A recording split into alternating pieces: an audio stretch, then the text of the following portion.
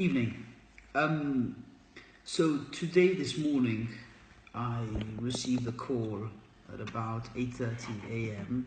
from a landlord that we had rented a property for on the 1st of April 2017.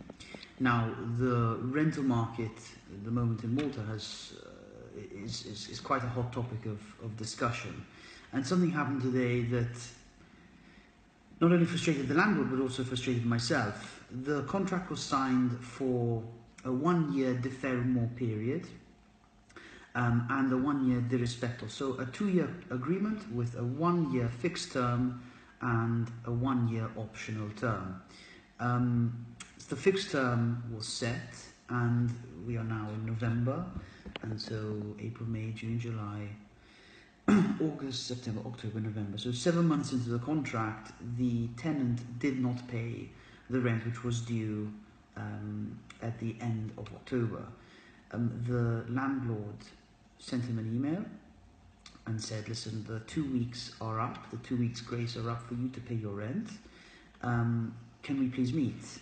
And the landlord had the impression that the tenant was going to leave and use the deposit that the tenant had given him to pay the landlord the pending balance of water and electricity and the rent. So the landlord gave the office a call. A call came to my desk. I spoke to him, and today at 3 p.m. we went to the apartment. The apartment was an absolute mess. Now, this is so disappointing. These people were in their mid-30s, and the landlord was a normal landlord. Nothing happened during the tenancy, and there was no reason for them to not fulfill their obligations from the contract. There were a few clauses from our company's rental agreement that protected the landlord, but still, he now has to find another tenant on, when he had an agreement for 1 year. So this topic of rental regulation is something that needs to be sorted out immediately, and the authorities really need to give a lot of support on this. Let us say in this case the landlord is doing everything above board and has a number of rental properties, so he's a typical landlord in Malta.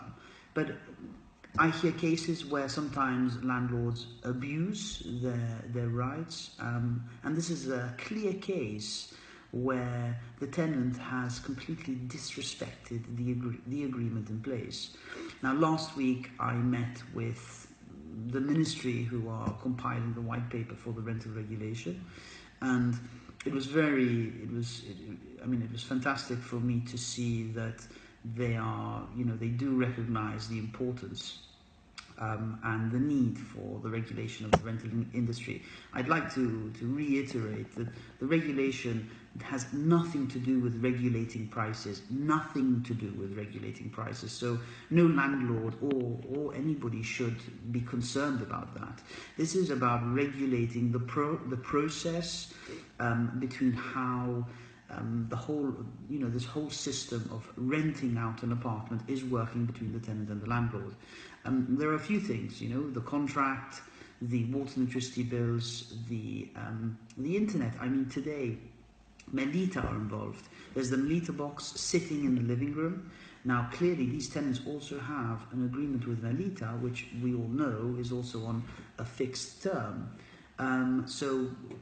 Okay, thank God it's in their name and the landlord doesn't have to suffer the consequences of the Melita box also.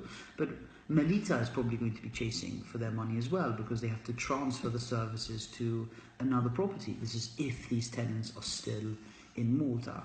I do have a number of ideas of how to get this going. I'm sure a lot of you do too.